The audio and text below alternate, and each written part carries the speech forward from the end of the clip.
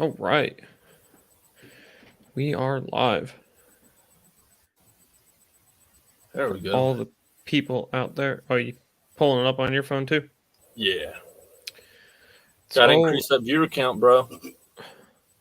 I don't even do it for the viewer count. For me, it's just it's a way to keep track of it, make sure that everything is looking the way that it's supposed to look after the one time that they shut us down and just I don't know, didn't tell us. Yeah. It was like the weirdest thing because on our end, it there was nothing. Yeah, Like because didn't you and Jay just continue on? yeah, we just continued on because it didn't tell us anything. We Yeah. started getting all the comments coming through. So I always keep it running in the background. You live and you learn. Hey, that's the thing, man. We do these shows and we try and learn from them. Yep. It's all we can do. Apparently, we're not very good and not very smart, but we try. Hey, that's an important thing right there. As long as you give it a good old college try, you're good to go. That's how I see it. Yeah? Yeah. How's that sociology degree working? No, I got a history and psychology minor. Well, how are they working? I just history's history. Psychology kind of helps me out. You know, read body language, all the typical stuff. Not everyone's born with the gift to do. I think that's called common sense. No, no, you It's a just try. superpower. When that guy in the car next to you flips you off, it means he's probably mad. Yeah, better he's just telling you how many friends he's got.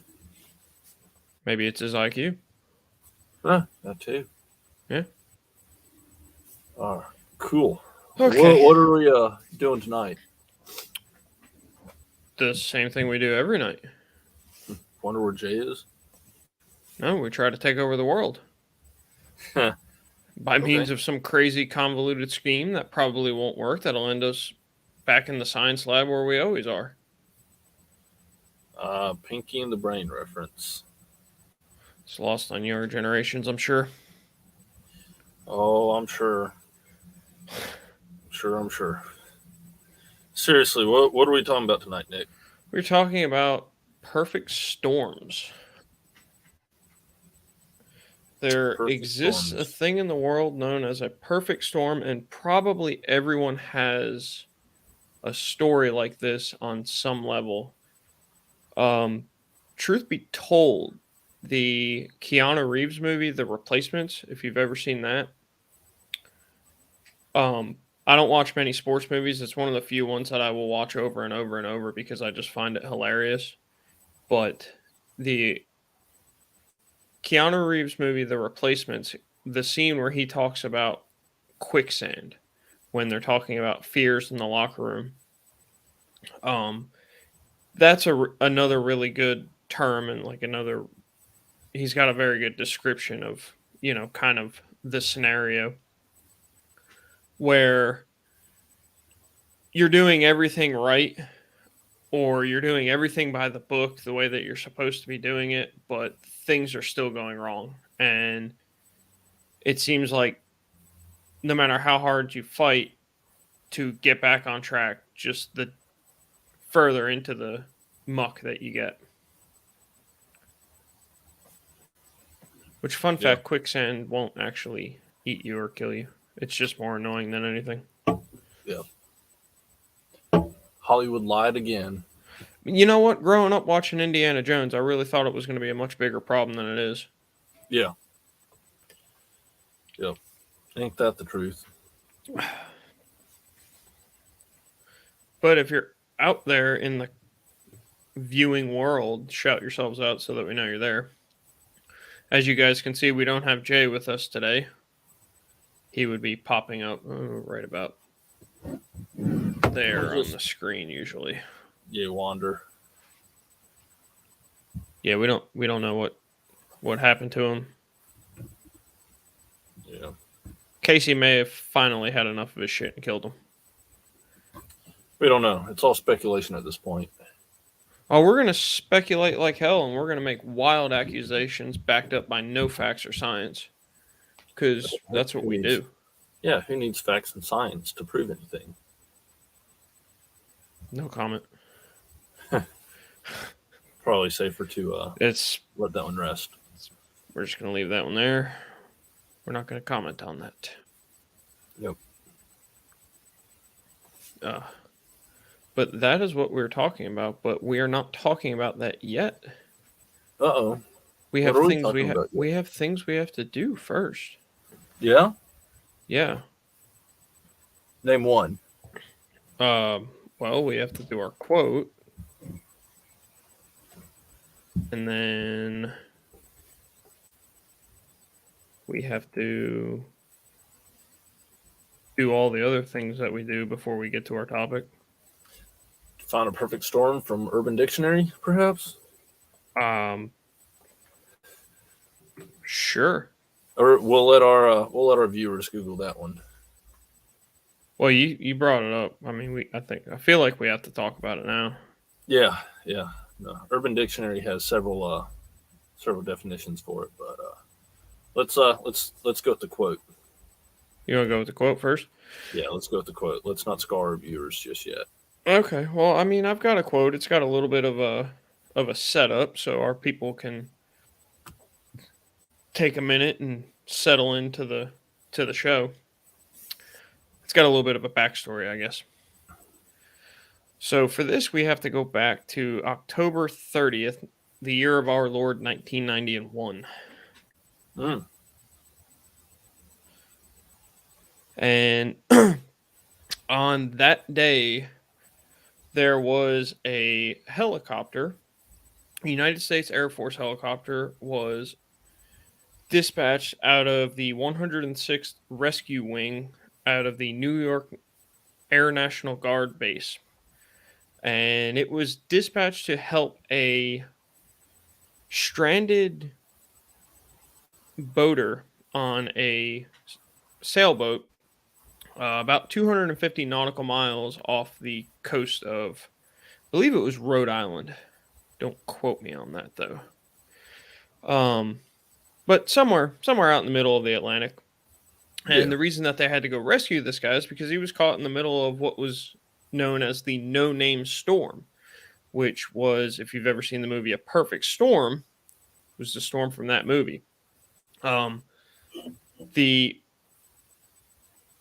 pararescue men, they went out. They were actually unable to rescue the stranded boater and had to abort the mission, which there's a cool little thing. I want to make sure I get this guy's name right.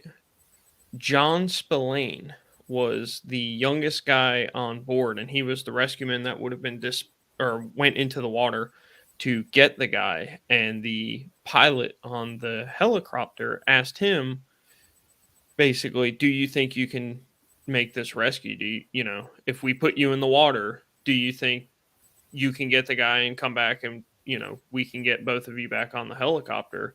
And he had only been a pararescueman for a few weeks at that point. I want to say it was like less than a month. And he actually said, no, I don't think we can do this rescue. I think if, this is basically a suicide mission. And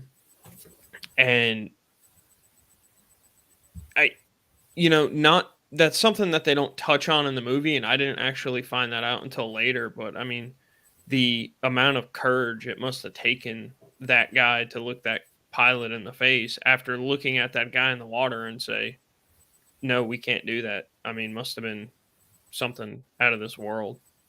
Yeah. But not to get too far down a rabbit hole with that, because we can talk about that for a long time.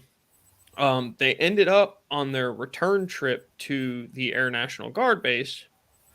They ended up having to ditch the helicopter into the ocean. And of the 5 men on board, 4 of them were recovered. The last guy, whose name, was right in front of me 5 seconds ago. Oh, here it is.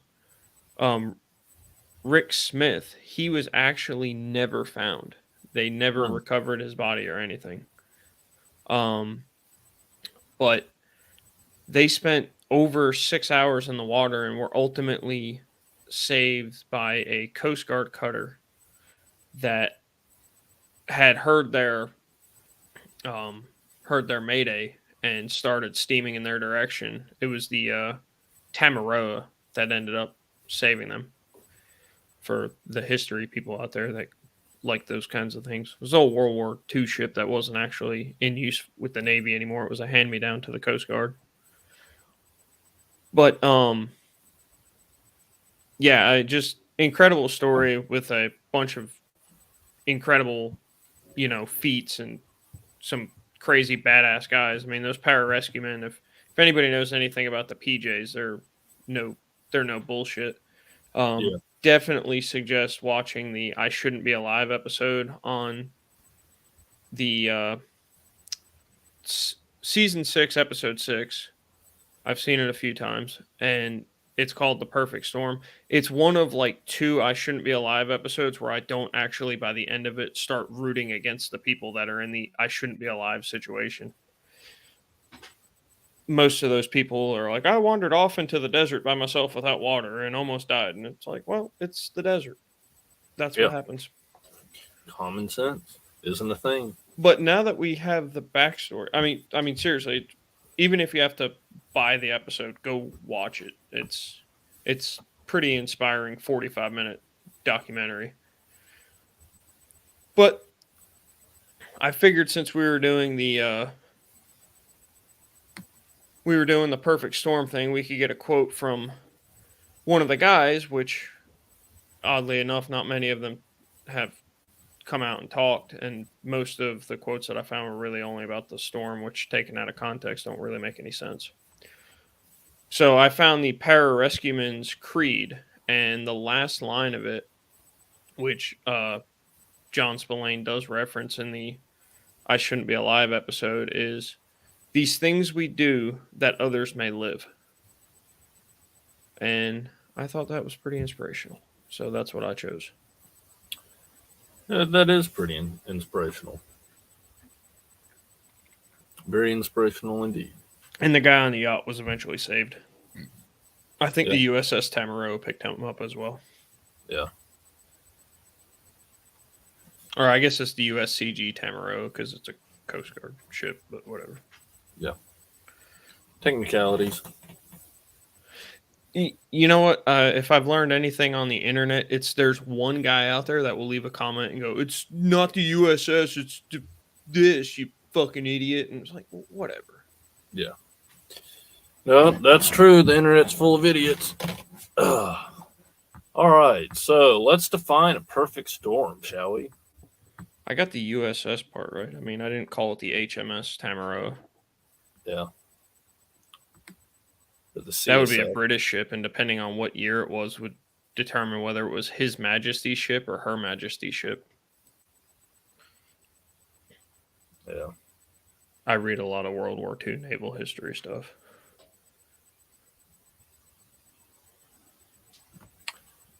Yeah. Well, cool. I think we should skip the definition. It's a little graphic. But are you not going to do it now? No, I'll do it. Oh, you hyped it up. You got to do it. All right. So according you to had like 5. You don't have to choose that one. No, I think that's the best one, though. You think that's? I think that's the best one off of Urban Dictionary. Can I label things on YouTube as explicit? It's pretty clean. The only option it gives me is just made for kids or not made for kids, and I'm always like, no, not for children, not at all. All right. Well, the one I thought was the funniest, and we'll find out if YouTube decides to censor us with this. But Urban Dictionary defines a perfect storm as this. And again, this is me like I'd heard the terminology thrown around like in trades work, like a perfect storm. So I'm like, oh, Google perfect storm, and I saw Urban Dictionary. I'm like, oh, this should be fun, and like It not is what kind of everyone like thinks. a colloquialism amongst the trades. Yeah. But so, anyways, I decided to Google it, and this is actually what I came across, and that's why I brought it up because hell, Urban Dictionary. That's where I go to find all my terms and phrases, right? Well, it's a dictionary. It's right in the. It's what they do. They Yeah. define. So a perfect storm occurs during intercourse when an individual urinates on his or her partner, farts in their face, then slaps them so hard that they see stars. The urine represents the rain, the fart represents thunder, and the stars they see represent lightning, thus creating a perfect storm. So y'all go nuts in the comments. Don't judge me. That is straight from Urban Dictionary. .com. So that's how they define a perfect storm. Because we all know that we're nothing if not literary scholars on this channel. Yeah. Well, the other definition of a perfect storm is, which I think is more general and kind of what you're talking about. It's a combination of specified and orderly events that take place, thus causing like either an epic night or just like the worst day ever. Thus, a perfect storm was the actual other definition they had. An epic night or a. What was the other one? An epic night or hold on, it was the first one of the first ones. An unforgettable night or for like good or bad, basically like a good memory or a bad memory. It was generalized. Yeah. Yeah, I got you. Yep. I was gonna say, can it be both? I think it can. I think it can too. So, if my experience of last week was any definition, I think for sure it can be both. Do you have a week of perfect storms? No. I mean, this week was a little boring. Just a lot of driving and things like that. Now last week I had some crazy stuff going on that we can talk about. And I actually do have a story that I teased on a past live stream. Hey. Excuse me. I have a story that I teased on a previous live stream. I think it was the tool bag one. Yeah. But don't quote me on that. That I got permission from somebody that I work with to tell as well. So, what have you got? I've got two off the top of my head. So,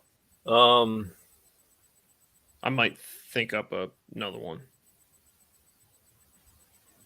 Yeah, I could probably. I've got two. One from my previous line of work, and then one more recent with my current line of work, so to speak. So to speak. Yeah. You want me to? How you want to do this? You want me to do one? You do the next, and then.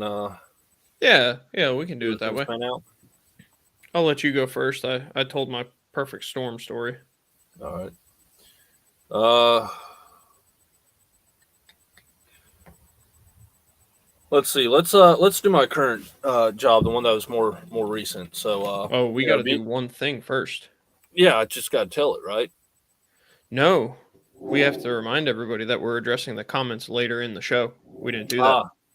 Yep, the disclaimer. So yeah, go ahead, comment away.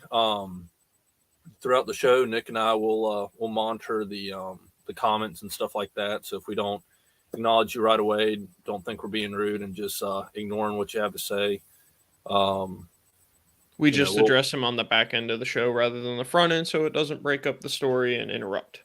Yeah. Yep. So break up the dialogue, I suppose. It's not really a story, but we're telling stories today. Anyway, carry on. All right. So and I tried uploading the video that I took of this incident to the YouTube channel, but for whatever reason my phone wouldn't transfer it. So I'll try emailing it to you or something. So maybe we can get it up as just like a buffer video throughout the week. But I'm in residential construction for any of our new viewers and whatnot, and I'm one of the project managers, meaning that I help coordinate all the trades, make sure that they're meeting their deadlines, and everything that's getting installed is getting installed when and how it should in a new house, like new construction. And so, anyways, what happened a few weeks ago? We're actually finally winding down in this one neighborhood. It's been like a 2.5 year project for the company. I'm coming in on the tail end of it, and we're trying to close up the last unit. It's a section of townhomes.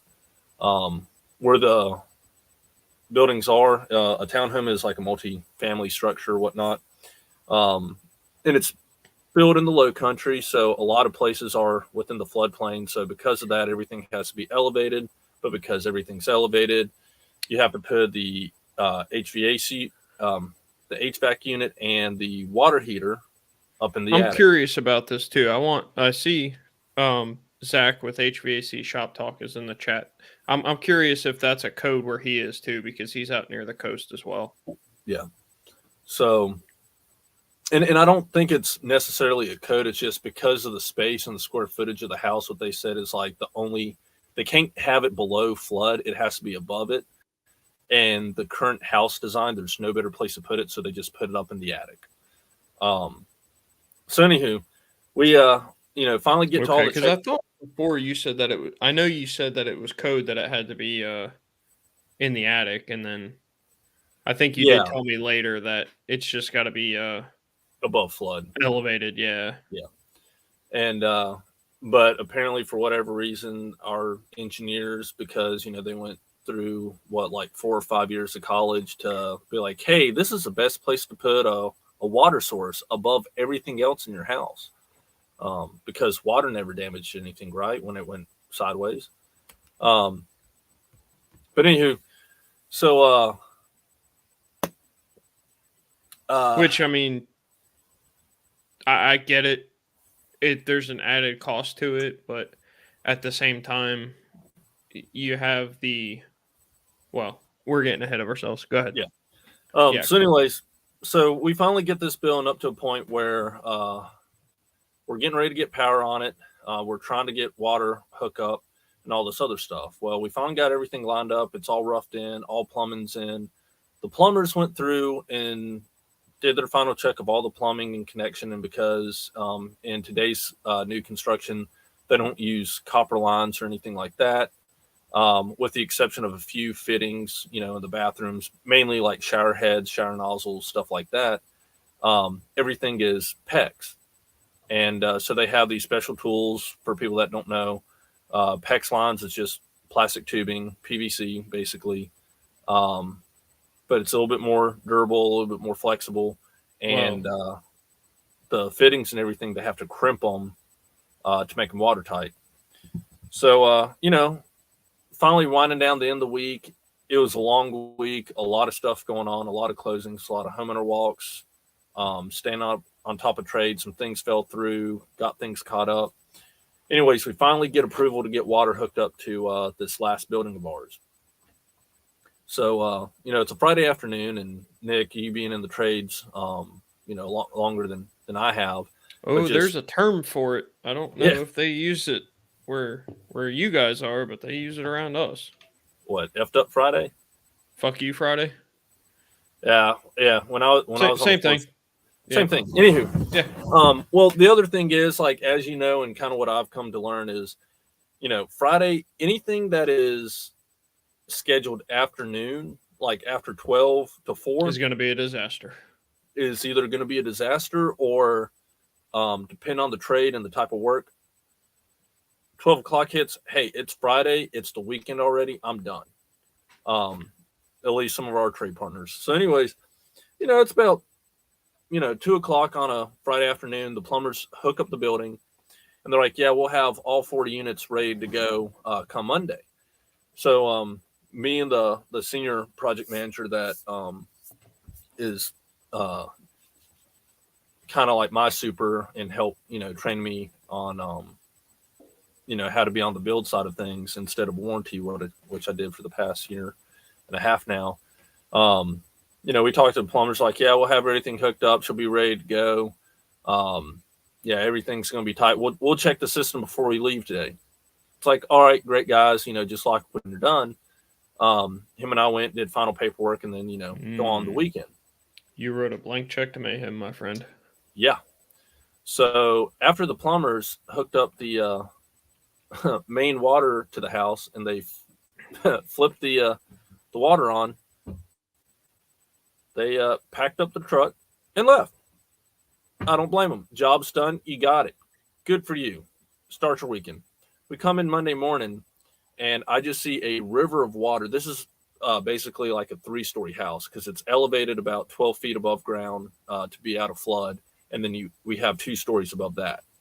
And I just see water coming out of the garage and out onto the road. And I got there a few minutes after my senior PM. And next thing I know, the water's still flowing down everything. And I just see him walking down the stairs from this unit. And he is just drenched in water and shaking his head. And I just look at him like, I know water's involved, but do we know what happened?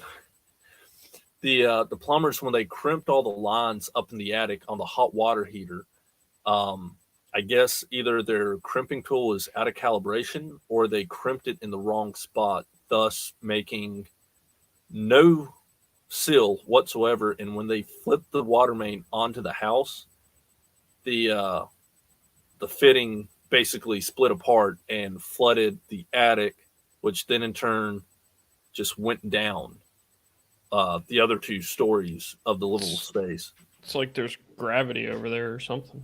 Yeah, I know. Imagine that. Weird. And you guys have gravity down there too, huh? Yeah. Huh. Yeah, it's a bitch sometimes. But yeah, and so I went through, looked. Luckily enough, whenever that pipe or that fitting came apart, it hadn't come apart and it didn't soak enough of the drywall where the drywall actually collapsed in. But a lot of the drywall seams had to be redone.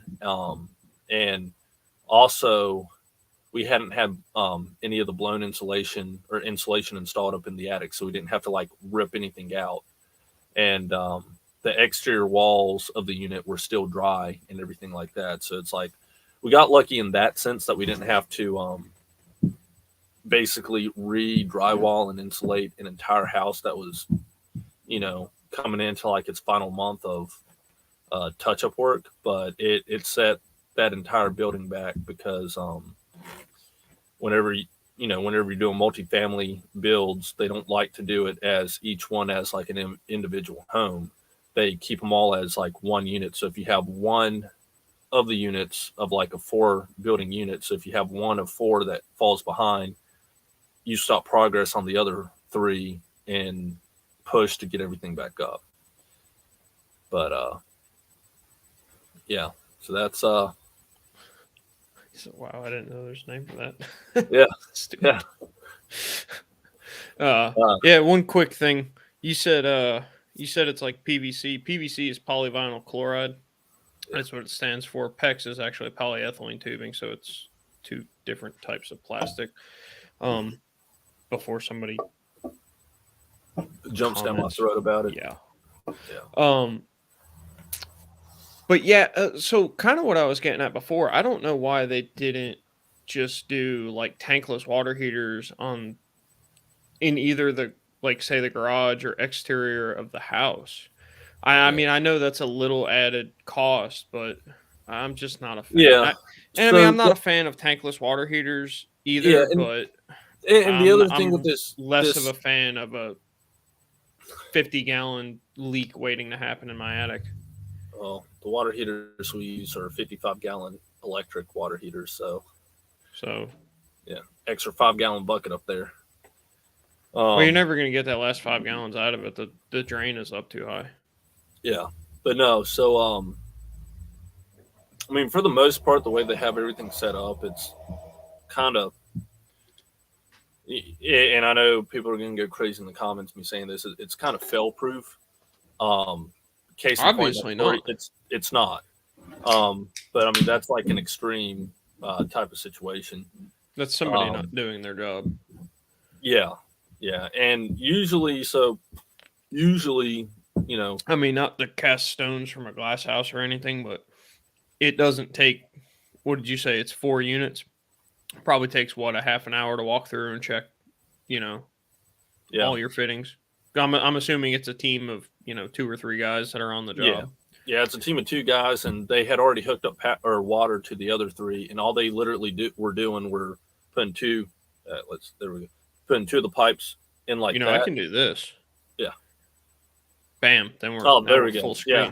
So they were taking the water main and hooking it up to the main to the house, and as soon as they threw the switch, I mean, all they could have done is waited 5 or 10 minutes.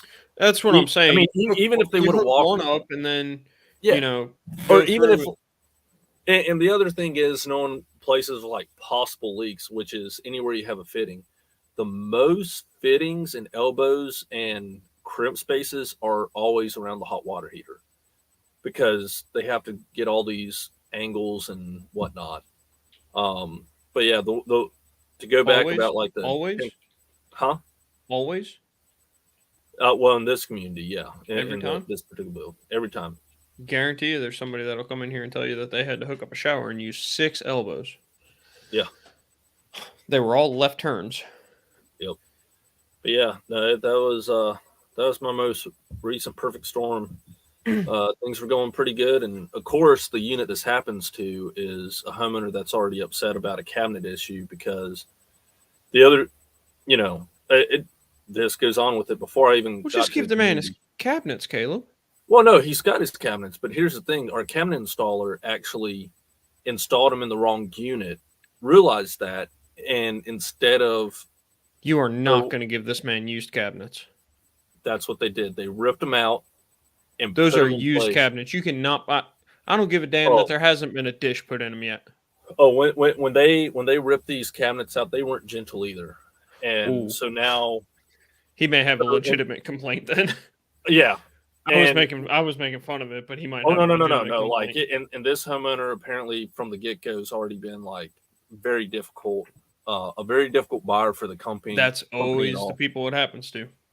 And so that was like number 5 of everything he was unhappy with. The first 4 things he was unhappy about were like, well, I wish I had an additional selection for this or that, or like, I want a different paint color than the 2 that y'all offer. It's like, well, sorry, this is the 2 that we offer. You knew that going in, and this is what you agreed to. Like, sorry, you're upset. Some petty stuff. And then like, he has a legit complaint with the cabinets. And it's like, look, our cabinet installer never should have done that to begin with. They should have gotten the order right and put the right cabinets in, but they didn't. They just kind of threw everything in the unit. And I mean, mistakes do happen. Yeah. But and like you said, it only happens to the people that are already like on edge and looking for a reason to be mad. And a lot of that stuff too, for people that don't know, like when you're building your own house like that, things like cabinet hardware and doorknobs and light fixtures, I don't know, there's probably a dozen or so different things that are, like personal preferences. Yeah. They give you basically a selection, like a book, and they'll say, okay, if you choose, from these doorknobs, we'll say, that will keep it within the price that we quoted you. But if you don't like anything in there and you want these other ones out of this, book that's over here, that costs additional money. And, people get pissy about that. And, I didn't. I mean, these aren't the doorknobs that I liked or whatever. And, go to Lowe's, pick out the damn doorknobs that you want. Bring the pack there, throw them on the ground, and tell the guy that's putting the doors up, I want these. Yeah. If it's that big of a deal. Yeah. But I mean, going back to what I said, like this house, like this one unit of this four And unit actually, there are structure. some contractors now that will do that. They'll just say, go to Lowe's, pick out whatever the hell you want. We'll put it on. Yeah. So the company I work for, we're more on like the production side. Kind of got it start with more of a custom feel where it's like, hey, this is what you can get at Lowe's, Home Depot, or like your local hardware store. This is what we're willing to put in. You select it. We'll go get it in bulk and install it for you. Yeah. At this price point. But now we're more on the production side where it's like, hey, these are your options, and depending on which elevation, floor plan, and design, this is what fits within that budget and price point that you're looking for. But yeah, like this one unit, it's just the perfect storm. And, you know, more that I think about it now, I get to do the final walk. We call it NHO, which is new homeowner orientation, where, I meet with the homeowner, tell them about their house, some of the features, walk through. Don't forget to tell them that the garbage disposal needs to be plugged in. Yeah. Yep. That was another thing. It's got to be plugged in. Doesn't work without power. Exactly. We definitely tested that. But yeah, I go through and tell them how their house works and stuff like that. And I get this NHO with this homeowner. Never met him before, but I've heard horror stories from the other builder and the sales agent that's been dealing with them. Good news though, our cabinet installer has all the parts to replace and correct the cabinet issues. Unfortunately, they will not have any of the supplies or parts until like the day after me and this homeowner walk his house, to come up with a list of everything that he wants to have corrected before he signs off and takes ownership of it. So that's going to be a very fun conversation to have with this homeowner. And, I get to do that in a couple weeks. So, yeah, actually, our next live stream, I will have just done the NHO with this homeowner. So that might be, Sweet. We'll get an update. Yeah, Perfect Storm Phase 2. How did this unit turn out? Part 2. Did I murder a homeowner? Yeah. But yeah, it's like this one building has been just cursed. And then after we had that water leak, thank God Tune the other in on the, what would that be? That'd be the 12th. Tune in on the 12th. Find out more. Yeah, no, that's actually when I do the walk with them, and the parts will be in that Monday at the installer. So I'm hoping the day after they get them in, they can get them installed and be done, because he closes on the, I think, 14th or 15th.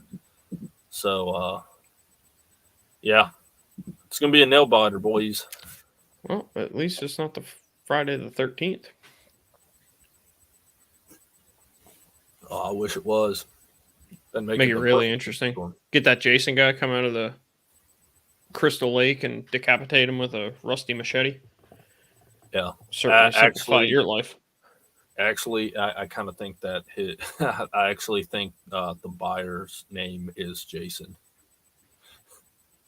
So, well, maybe he can decapitate you and just end it all for you. Yeah. Next week it'll just be you and Jay. Maybe. Yeah. He might come after all three of us once he sees us. Who knows? But yeah, no, it's just that whole building, we've had nothing but water leaks. Luckily the other water leaks have been below flood, believe it or not. So like in the drive under garages and everything, the like hose bibs and everything, with the exception of one dishwasher.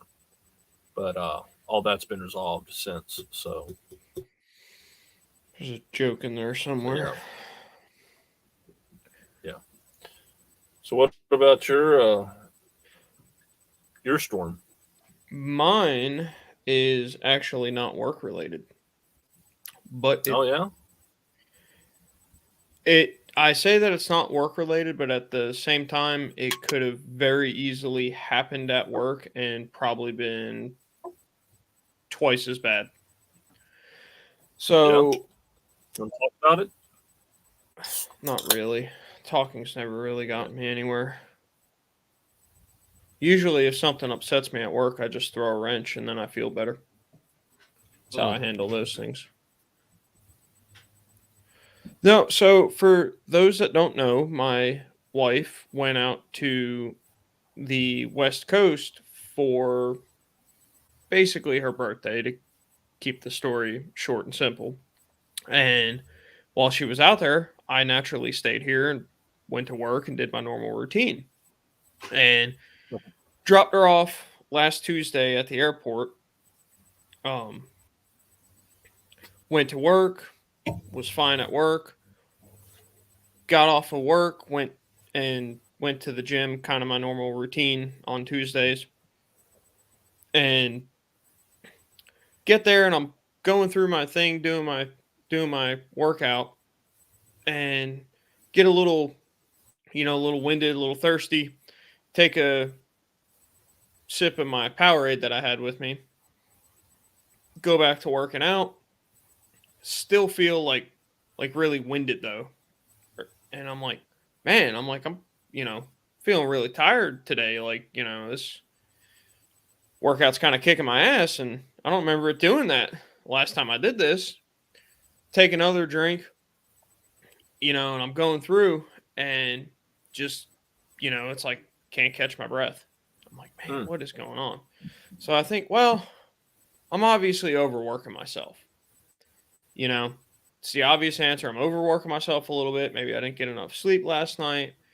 You know, Lunch was too heavy or whatever the case was. I'm like, I need to take a little longer rest. And I'm sitting there taking a rest, and I'm drinking this Powerade, and like I'm getting worse and worse and worse. And I'm like, in my mind, I'm starting to really mentally freak out. And the trainer for the gym is there, and she comes over and she asks me if I'm okay, and I'm like I am like really winded, and she's like asking me all these questions. She's like, "Are you hot? Are you this? Are you that?" I'm like, "No." I'm like, "I'm none of these things, but I cannot catch my breath." And she goes, "Well, let me get you a water," and I'm like, "Okay." So, like I said, about this time, I'm running 100 miles an hour inside my head, and I remember at one point I thought to myself, like, you need to get your shit together and square yourself away. And I had this thought, and then I was like, all right, we need to, like, I'm going back to, first aid stuff. And I'm like, okay, ABCs, airway. Okay, my airway's clear. I'm breathing. I'm like, breathing. I'm like, my breathing is not elevated, but I can't catch my breath. I'm sitting there in my, like, counting my respiration. I'm like, it's not elevated. Like, it's not that. I'm like, what's my pulse? So I checked my pulse. Now, granted, at this moment, I had been resting for somewhere 2 to 4 minutes. Yeah. I checked my pulse. My pulse is 70. My resting pulse is about 60. So my pulse is barely elevated, which doesn't make sense because I've been working out. It should be higher. So, I'm like, it's just making me kind of more crazy in my head because I'm like, okay, nothing's wrong. Do? Nothing is wrong, but something is wrong. And now I'm kind of freaking out because I'm like, now I'm thinking like, well, how the hell am I going to get home? Monica's out of town. I'm like, I'm trying to figure out like who can I call and stuff like this. And the trainer comes back, and she brings the manager with her, and the manager's like, do we need to call an ambulance? And I'm like, I hope not. Maybe. Can you call them and just ask them their opinion? Yeah. Is this like a phone friend situation? Yeah, can we phone a friend on this? How does this work? So anyway, I drink the water that the trainer gives me, and after I start drinking this water and I start shedding sweat, like I'm dumping sweat off of me. and which doesn't make sense because, again, I know I'm not dehydrated. I'm not feeling hot, So I'm like, what is going on? I, you know, start to feel better. I don't have like the, baby deer legs under me anymore. So I get up and I walk around this little area that I'm in a couple of times, and I don't feel winded or anything like that. And I told him, I'm like, I feel a lot better. I was like, let me pay for this water, and I think I'm just gonna go home, because I don't know. But, obviously, whatever the hell the case is, I'm not meant to do this today. You know, so I remember thinking, like right before I walked, like I got done talking to them, and right before I went to go walk to the locker room to change, I remember thinking, you dumped a lot of sweat. You should probably drink some of that Powerade to replenish, the electrolytes in your body so that you don't have another crash halfway home in the car and then have a crash. So I drink a little bit of this Powerade, which was a grape flavored one, which is not typically my go-to one, but we get them free from our supplier at work, and he had grape, and that's what I grabbed. I get all the way back to the locker room, which, so like where I'm working is like front left or front right corner, and the locker room is back left. So I'm going all the way across the building pretty much. I get back to there, and in the time it took me to walk from A to B, I start to feel funny again. And at that moment, I remember looking at this Powerade that's like half empty in my hand and going, holy shit, is this the problem? Mm. But the funny thing is, so that morning, and I ended up throwing it out. And the crazy part is I didn't feel any other symptoms for the rest of the night. I have no explanation for it. The only thing I can think is whatever the hell they use to make that grape flavoring is not something that agrees with me. But so where it could have gone really sideways is I went into the supplier that gives those to us that morning, and I actually grabbed that grape one and I threw it in my cooler that I keep in my truck. And then a few hours later, I had to go back and get something else, and I grabbed another one to eat with lunch. That happened to be, I think, a fruit punch. If I had that other one, let's assuming that the grape is the actual issue. If I had that other one, I would have been on a job site completely by myself. And what kind of makes it scary is I don't know if I would have been able to figure it out.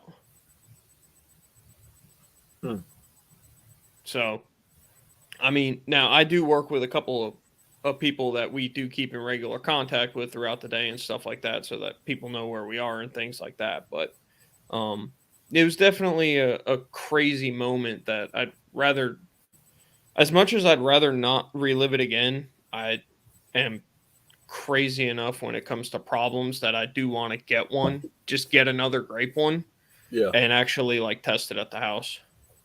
yeah. Maybe the next time you and I have a weekend project. I don't want to be doing anything. That's the thing. I want to control the situation as much as I can, and actually like just like be like watching TV or something when I do it, so that Yeah. I can take any other variables out of it. Gotcha. Because at the time when I went back to the locker room, I sat down and I like Googled the symptoms and everything of what I was feeling, because I wanted to do it at the time so I could, remember everything and not leave one out. And they're so generic. I mean, everything from like asthma to pregnancy came up. I'm sure And COVID was in the top 5. I mean, I don't know about COVID, but I mean, I could be pregnant. No, yeah. Depends on how you look at it. I mean, maybe. Yeah. I have heard some stuff, like sometimes if you have a twin, that guy can have like a heart attack and you can feel chest pain. So maybe it's that. Maybe. Maybe. I didn't know you had a twin I don't. anymore. That's true. Maybe that guy died. Yeah. That guy died and we're just stuck with me now. Well, I mean, the other thing it could be, because I know, so like with my daughter, she has and honestly, a lot of kids, younger kids, have a sensitivity to red food coloring. So like any red dyed, That's what I was wondering. whatever, If it and was like some kind of food coloring or a preservative that it was is like the specific to specific, that one or something, yeah, to the grape one, yeah.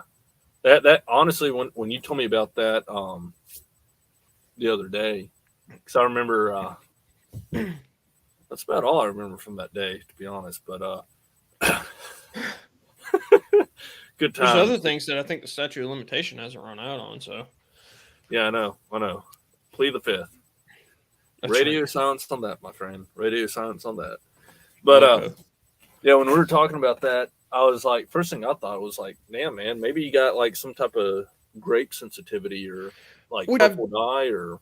Yeah, I mean, I've had wine, I've had grape juice, things like that. So, I was like, I don't think it's the grape itself, but I highly doubt that the fine folks at Powerade that make a fine sports drink are using real grape for it. Yeah. By the way, folks, this week's sponsor, Powerade. This Coca-Cola. They own Powerade. No. Well, they bottle it.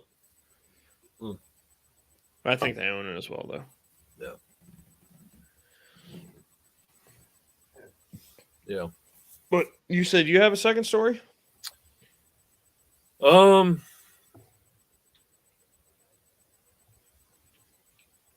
Yeah, I mean, well, Or not. Yeah, I mean, I don't know. Kind of like you, like a personal story of like a perfect storm. It didn't happen to me like specifically, but it did affect me and like the rest of the family. So a few weeks. Oh, this is kind of cool because mine didn't happen to me directly either. My second story. Yeah. So like, we didn't even plan this. No. So like, I was gonna do one from whenever I was in law enforcement, but that's in the past. Well, these are all in the past. It's all things that have already happened. Like, I can't tell you a story about something that happened to me that hasn't happened yet. Yeah. And honestly, like with law enforcement, after thinking about it, it's like just about every single day I wanted to work was like a perfect storm because like just everything. Your last year, for sure. My last year was ridiculous, but actually, you know what? No, I'll go with the one from that one. So real quick, so it was my last year. It was actually on my 6-year anniversary of being hired by the police department, right? Morning starts off like any other, go through roll call. There was this guy named Brown. Actually, yeah. First name Michael. Well, we're not going to touch on that. So real quick, so Caleb lives in St. Louis. So go through roll call, all this other stuff. With the guys on the squad. Midnight's come in. I'm day shift. Midnight's like, hey, this is what we had overnight. We had some suspicious parties. So we're probably going to have B&Es over here, which is breaking and entering. For those of you that don't, put two and two together. Anywho, we started. It is not bacon and eggs. No, never is. Rarely is, unless you're a chef. So we go to our beat areas and everything like that. And as we're leaving roll call, I'm getting ready to go to mine. Dispatch comes over the air. They call my call sign. And they're like, hey, can you respond to such and such location? Complainants calling in saying they came to check on their friend they hadn't seen in a few days. They believe that they're deceased. So, I go over. It's an apartment complex. I go make contact with a complainant outside the door. He's like, yeah, or outside the residence. He's like, yeah, like, he's a good buddy of mine. He's in our church. He missed Sunday worship, whatnot. Our little Bible study group. He said he wasn't feeling too good. I just want to come by, check on him, brought him some groceries. And he's like, I'm pretty sure he's no longer with us. I'm like, okay. So I go in there, look at it. Older guy, had a history of health issues. Well documented. Look, nothing suspicious. No signs of any like foul play or anything like that. Just me looking at it and from other experience and other situations, I'm like, yeah, like this is natural death. So I make phone calls to the um, appropriate organizations, get the coroner. They're coming out. They're sending their guys to, collect the body and everything like that. Our investigators are like, well, if it's natural death, Believe it or not, I've seen this process several times. yeah. So There are so our many investigators, similarities in our jobs. our investigators, they have to come out and interview. Anytime somebody finds a body, they have to come out, just do a basic interview just to rule out that, hey, this person literally just walked Hey, in. you want to make sure that the story lines up. Yeah. So they come out, do that just to, give that the friend who went to check on his buddy the all clear and everything like that. Well, while we're waiting for everybody to respond and I show believe up it's there, called a cursory inspection. yeah. So me and the Cursory complainant, investigation. yeah, Yeah. yeah. So me and the complainant, anyways, we're sitting in the living room, and because even though everything's leaned to natural death, we have to consider it's still an active crime scene.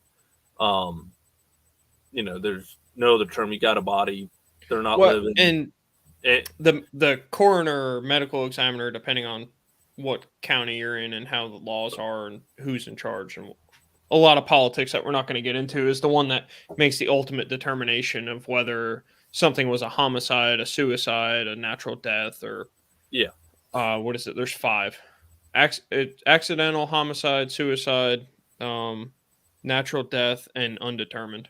yeah.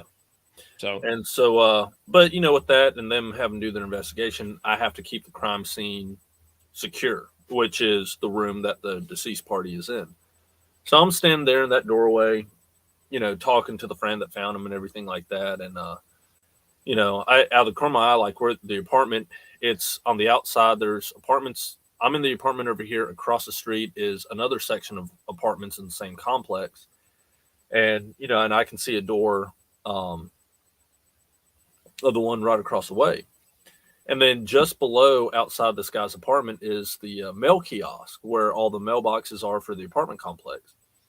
And I see a FedEx delivery truck come up, and the delivery driver, I see him get out of the truck through this one window, lose sight of him, and then I see the top of his head at the back of the truck. And like big delivery trucks, most of them, they're the FedEx truck is like that big square white truck typically. yeah. But like the back of the trucks, they have like that rolling door that goes straight the up, roll up right? door. Well, anytime, I'm sure anyone that's ever gotten FedEx, UPS, or Amazon package from one of these, delivery guys have heard that roll up door go and slam, and you hear a loud bang. Well, I hear a muffled bang, and being a cop and being on edge and stuff like that, just I look out the window. Well, I just see that the back of the FedEx truck is open. Like, oh, it's just a FedEx guy. I just saw him like he was just opening up the back to deliver packages, right? And then but me just something about it sounded off. I'm like, that was a really weird, high pitch yet muffled bang. So I started walking over towards the window, still carrying on conversation with the guy that found his friend, not alive in his bedroom. And I look out the window and I see this FedEx guy. He's white as a ghost. He's on the phone. He's pacing back and forth. And I'm like, there is something up.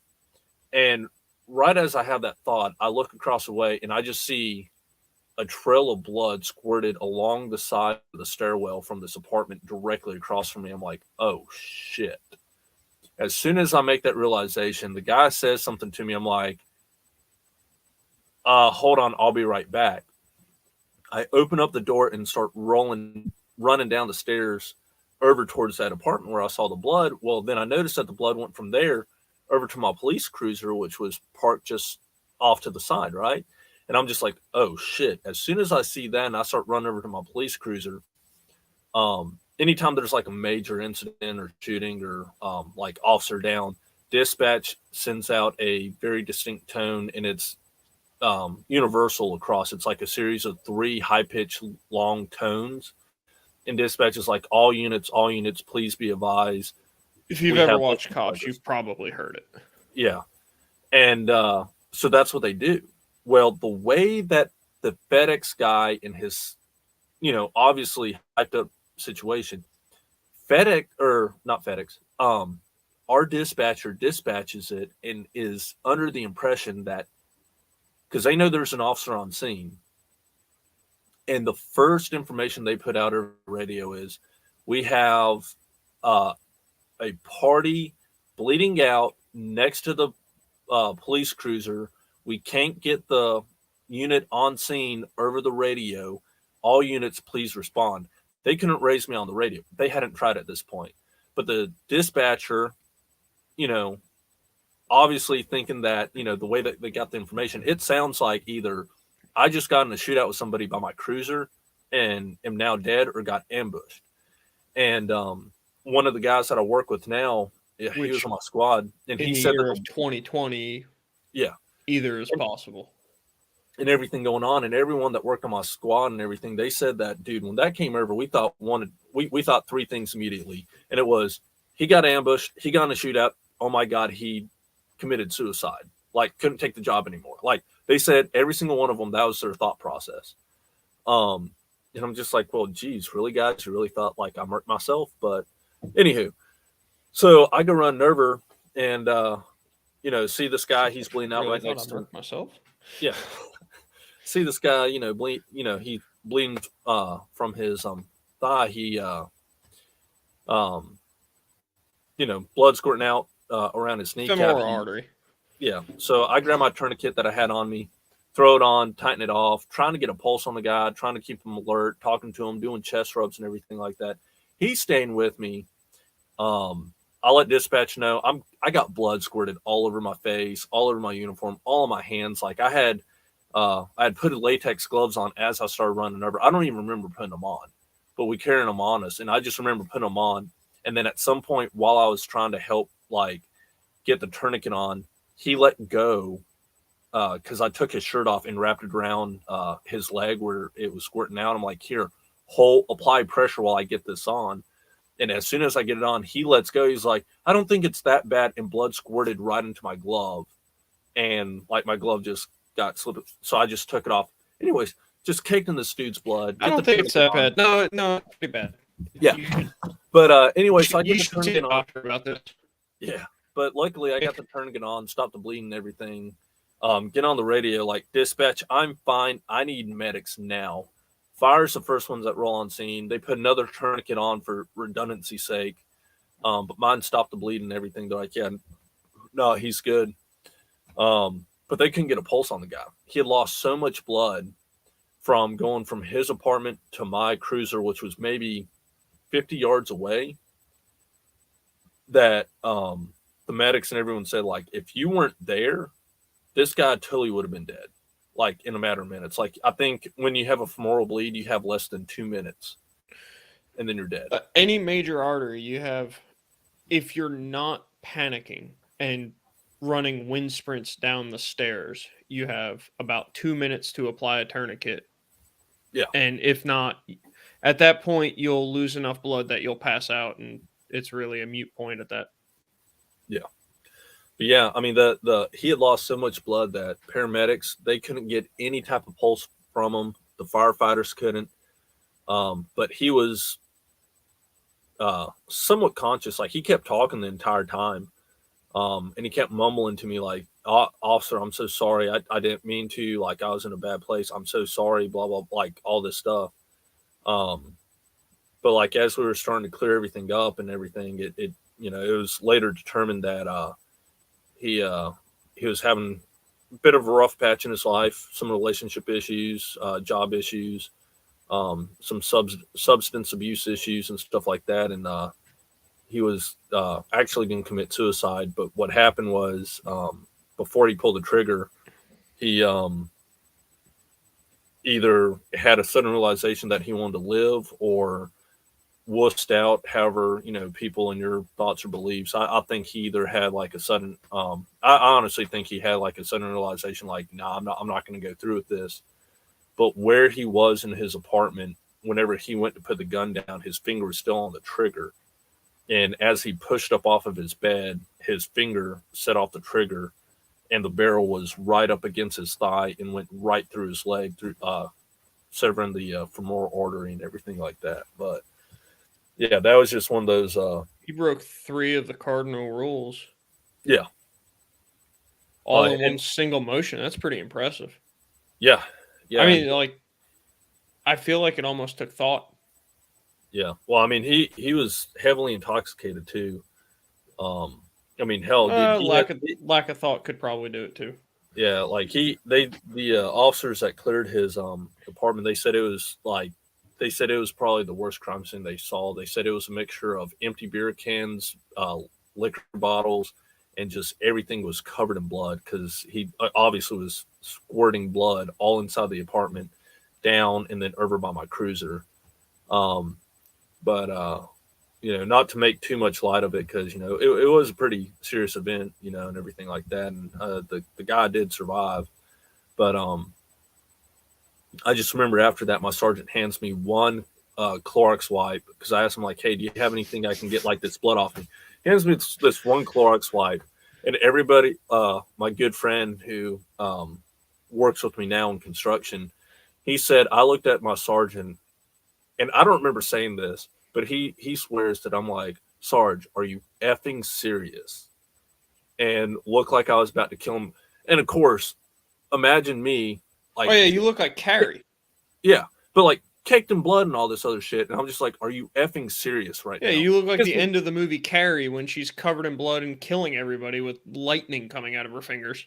Yeah, and it's like, and of course this is during the pandemic, and our department's like, "Oh, hey, we can't get, Germ-X or Clorox wipes, so use them sparingly." And that's what he quotes me. And I look at him like, "Are you freaking kidding me? Like, what the hell's wrong with you? I am caked in bio. Like, I am a walking biohazard at this point." At this point, I'll be lucky if I die from COVID. Yeah, and the paramedic the paramedic supervisor, he's right there. He's like, "No, come over to the back of my SUV. Like, I've got plenty. Don't worry about it." And they, help decon me and everything the best they could in the field. That like orange goo. No, it wasn't orange goo. It was just saline solution, and then like other just to get like the mass of the blood. And then my sergeant told me, he's like, "Hey, go to because I had the other thing is the guy propped himself up against my cruiser for a minute because he thought I was in my car, and there was blood all over the side of my cruiser at the time. And we had like the classic black and white Crown Vics, or that's the vehicle I was in at the time because it was a spare. But on the white section was nothing but blood smeared. Yeah, we have to talk about one time all the things you did to your company vehicle, so to speak. Which one? Well, all of them. Yeah, I think you crashed all of them. No, I didn't. No, I did. Things happen. But anyways, yeah. So it was like covered in blood, and my sergeant told me, he's like, "Hey, before you drive anywhere, go over to the maintenance shop and pressure wash your car and get all the blood off of it." And I just looked at him stone bro, cold. I'm gonna pressure wash myself. Yeah, I looked at him stone cold. I'm like, "Sarge, I'm not answering any other calls today. I will do these 2 reports, but I'm on my way back to the team office because we had showers there. I'm like, I'm going to take me a nice hot shower, get clean, and then finish up the reports. And after that, I'm going home." So you know that blue coil cleaner that I gave you some? Yeah. Like it'll eat the metal off of paint. Yeah. Yeah. Yeah, one of the guys that used to work where I work now, covered another dude in that blue stuff and got down in his shoes. He had to go back to our office because we've got a shower there and shower. The manager had to go buy him another pair of pants and like another pair of boots and everything because like by the time he had gotten to the office, which was only probably 10, 15 minutes away, depending on how many red lights you catch. Yeah. His feet and his legs and everything were already like just bright red. I mean, like as red as your truck, as red as that flag behind me there, and like just sore. And I mean, that stuff's no joke. Don't get it on your hands. Yeah. Yeah. No, like, and then going back with that incident with the guy that in the blood on the side of my cruiser, where I was compared to the team office, I was about 3 miles away. And I shit you not, I hit every single red light between that apartment complex and the team office. And imagine this: you're pulling up to a red light. That's the only way it's going to happen. Yeah, but you're pulling up to a red light and you see a police cruiser right there. You pull up next to this guy. You look over for a second and you just see blood all over his cruiser, all over him, and he just sits at you and just goes.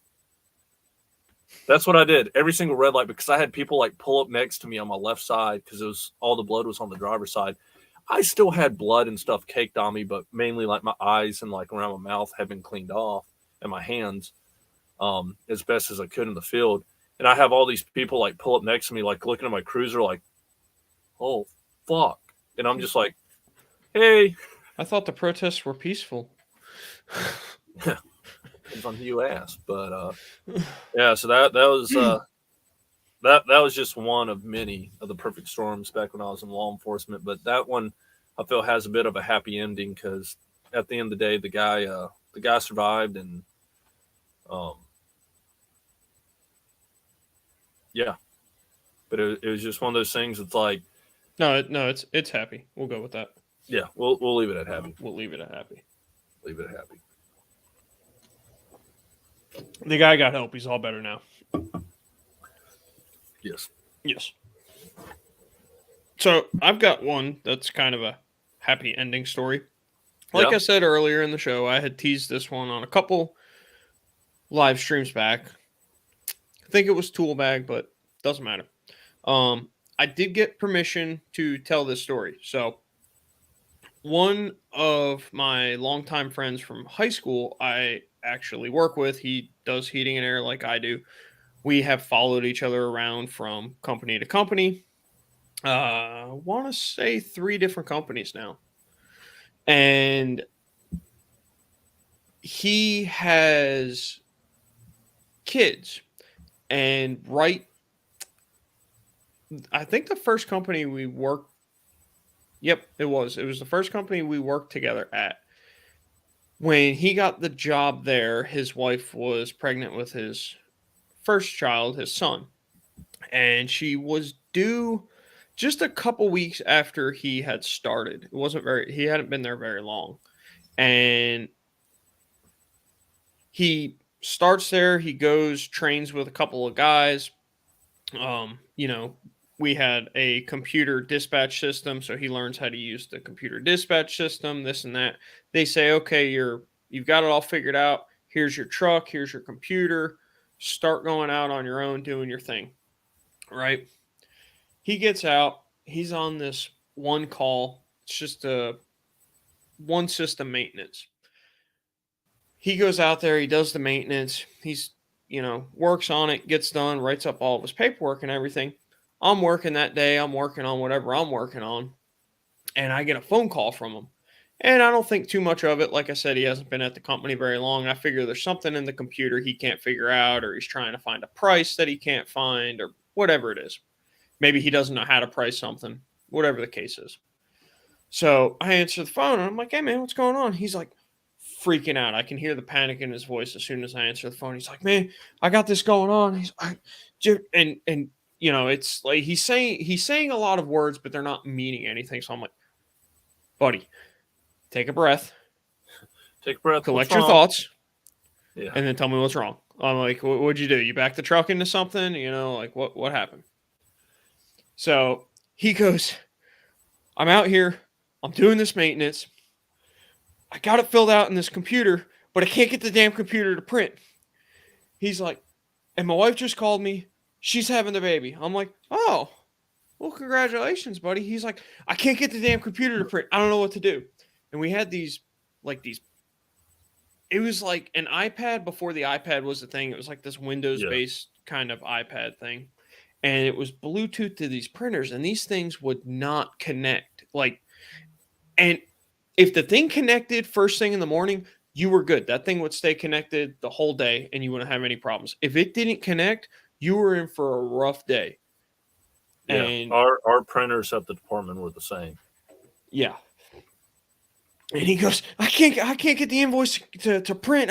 All I gotta do is go inside and give the invoice to this lady. I can't get the damn thing to print. I said, man, fuck that damn computer. I said, go in there, tell that lady your printer's not working. You gotta get the office to mail her one. I said, go back out to the truck, call up Mary over at the office, and tell her, tell her your wife's going into labor, and you gotta mail this lady a thing. Yeah. And he goes, we can do that. I said, you damn right we can do that. I said, tell them to mail her an invoice. I was like, is there anything on there that she needs to know, like right now? He's like, no. He's like, it was fine. It's a brand new system. Everything checked out. I'm like, mail an invoice. Yeah. So he goes inside and he tells this lady, he's like, I got to get the hell out of here. My wife's going into labor. He goes outside. He calls the office, tells them, and, he's like, you got to mail, you got to mail her an invoice. He's like, I can't get the stupid computer to print. I don't know what the hell's wrong with it. So it just so happens that these were twice a year PMs. I go back for the PM in the fall, and I get there and I'm looking in the invoice, and in our computer dispatch, there's like customer notes, I think is what it was called. And it says in there, like, this is the house where so-and-so, like, so-and-so's wife went into labor or something like that. It says something in there. Like, that's how I knew I was at the house. And so I go inside, I talk to this customer, and she's like, oh, there was another young guy, and he was there. His wife went into labor. He hadn't worked at the company very long at that point.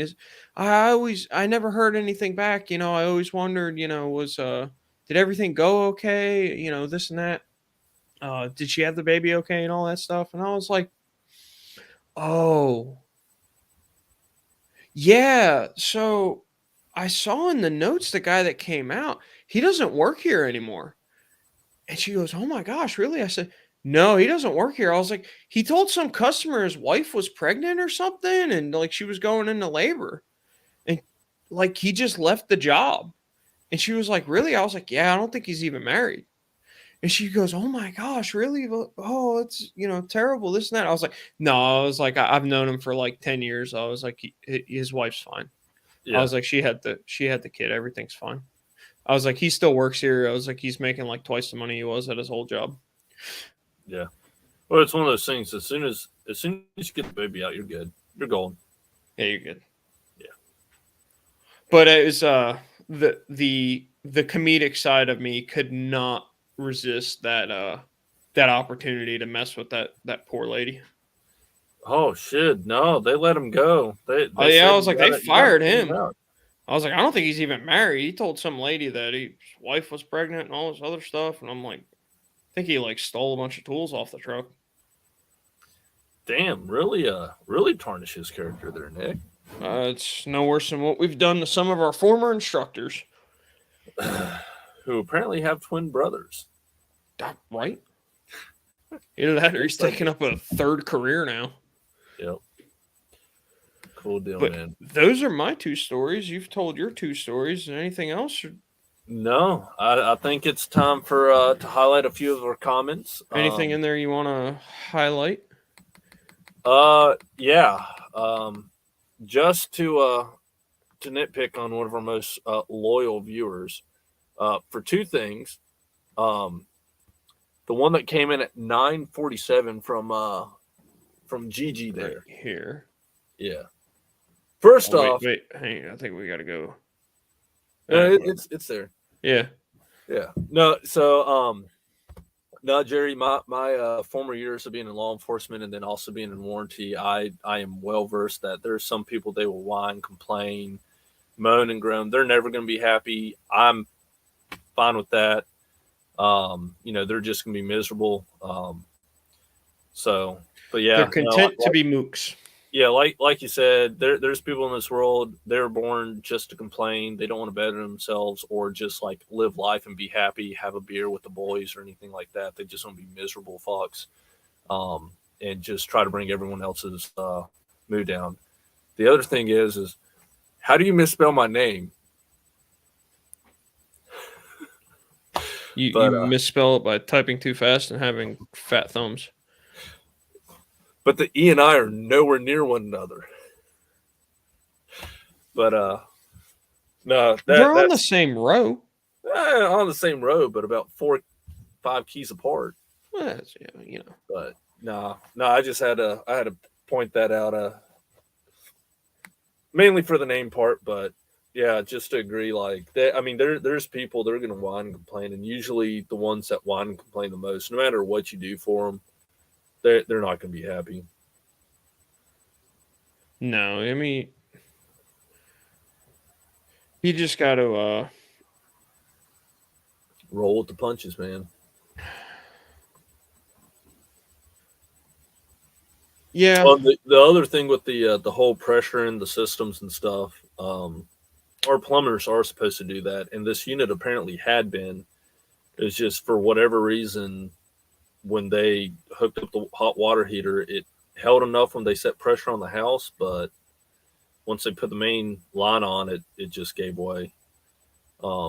That one came out shortly after he misspelled my name, but I won't hold that against you, Jerry. Came out shortly after. Oh, this one here. Yeah. Yeah. Yeah. Well, and when they pressurize them with air, the faucets and the showers and water heater and stuff like that isn't tied in yet either.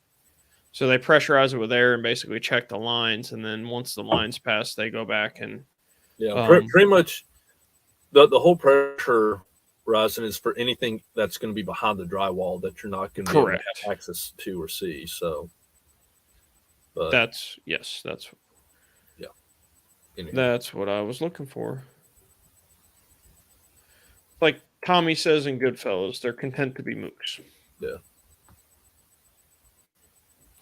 Yep. Oh, KC over there just came in 1023. Apparently, they just drove by a tornado. Is that Casey from Kansas, whose name is escaping me right now? If you're still out there, you want to answer that? What is this? I would venture to say yes, just because of where all the tornadoes coming in. Yeah, it's the dude from Kansas. He just commented. Yeah. How many people do you trust to be in a situation like that, where you would trust your life? The guy that I'm talking to across the way there.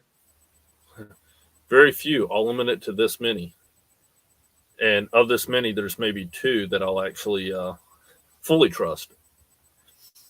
I was gonna say yours is like a lot more than mine. Yeah. Well, and a lot of it's just because, you know. Are you on your list? Because I'm not on my list of people that I trust. No, me neither. I know the shit that goes on in my head, and I am not to be trusted. Yeah. No, on my list are a couple guys that from the force that we all worked on the same squad at one point or another, and we were in some pretty hairy situations, and just when it was time to throw down and do business, everybody just like pitched in and did what needed to be done, make sure things got handled appropriately. But yeah, no, you're one of the final 2.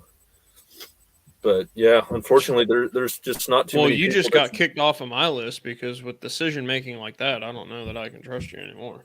Oh shit. Yeah, no, it's no, Jerry, you're right. There's very few people that you gotta, you know. I mean, that just sorry, not to cut you off. Go ahead.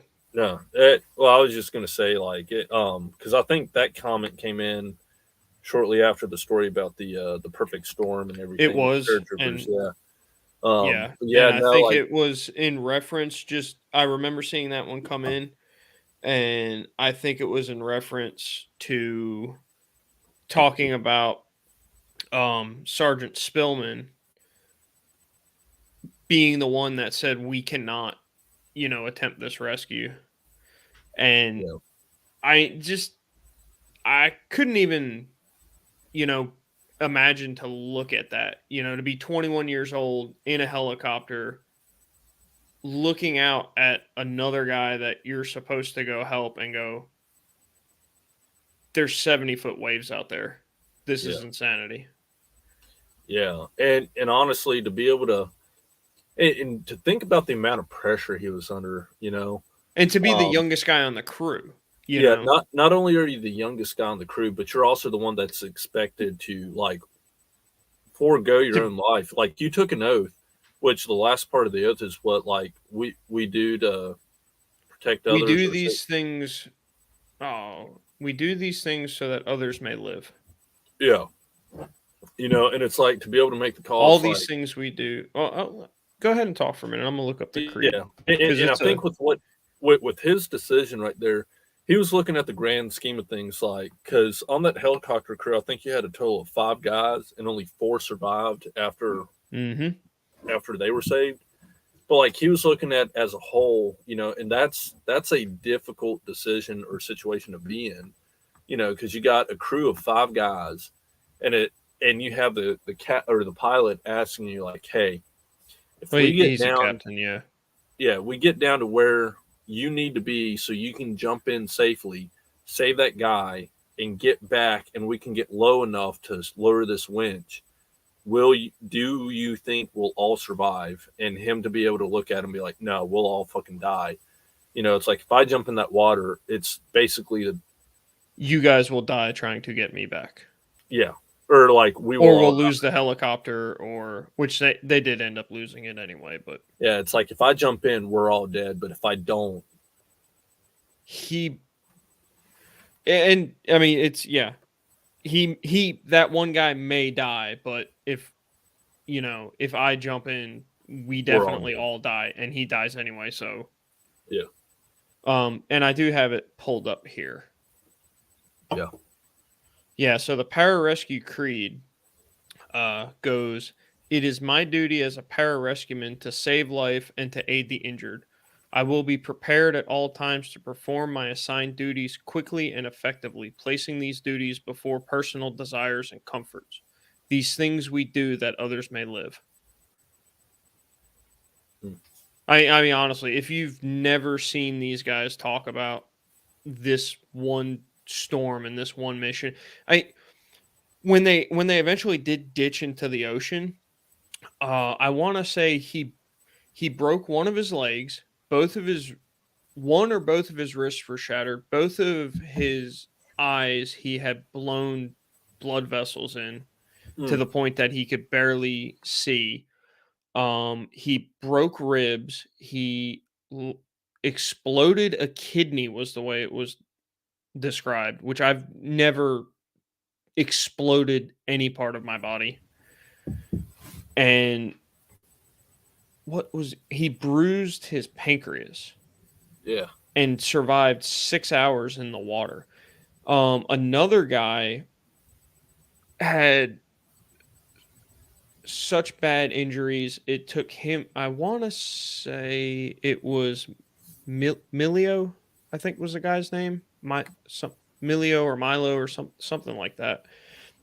It took him a year to recover and get back to active duty. It took Spillman, the guy that exploded his kidney, it took him, I think, 10 surgeries and over a year. yeah. And yeah, I mean, Damn. yeah, I talk about some tough sons of bitches. Yeah. Shit, we did it good, man. Hour and 30 minutes almost. I'm telling you. You wanna do the wrap up speech? Yeah, we got to do the little wrap up speech now. Want Cool. to go ahead and thank a couple of people really quick. I want to thank my sister in law, Jenna. She's the one that does all of our thumbnails for all the videos for us. And if you go back and look at today's thumbnail, or this one's thumbnail, that is the picture, the satellite picture of the storm from the NOAA website. Give you an idea how massive it is. Shout out to my wife for taking care of all of our social media stuff for us. You can go on there and get some additional content. Like we said, we're going to try and get a couple of videos posted that we can't get working on the StreamYard app, website, whatever this is. And all the information for socials and everything else is in the description of every video. If you enjoy the content and you want to support us, you can shoot us a couple of bucks over on PayPal by going to paypal.com and using the email address, the rvingtradesman@gmail.com. And that's all I have. Yep. Well said. Well wrapped up. And we will see you guys on the next one. Yep, on the 12th, where we find out if Hudson kills his customer. Yeah, or if the customer kills me because of either way, it's gonna be a bloodbath. Next time, it's personal. Yeah, there we go. Got our thumbnail.